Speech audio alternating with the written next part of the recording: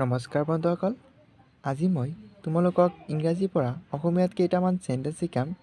তোমালোকে কেইটামান সৰু সুৰা ইংৰাজী চেণ্টেঞ্চ শিকি লোৱা। প্ৰথম চেণ্টেঞ্চটো হ'ল উই ৱেৰ, আমি আছিলোঁ।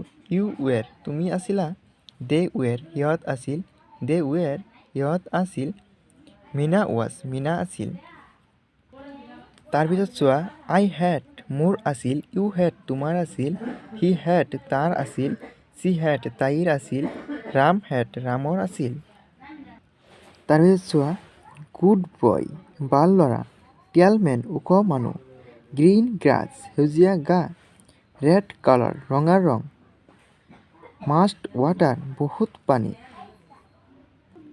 তাৰপিছত চোৱা, উই হেভ, আমাৰ আছে। ইউ হেভ, তোমালোকৰ আছে। দে হেভ, সিহঁতৰ আছে। দে হেভ, সিহঁতৰ আছে। লিটা হেজ, লতা হেজ, লতাৰ আছে।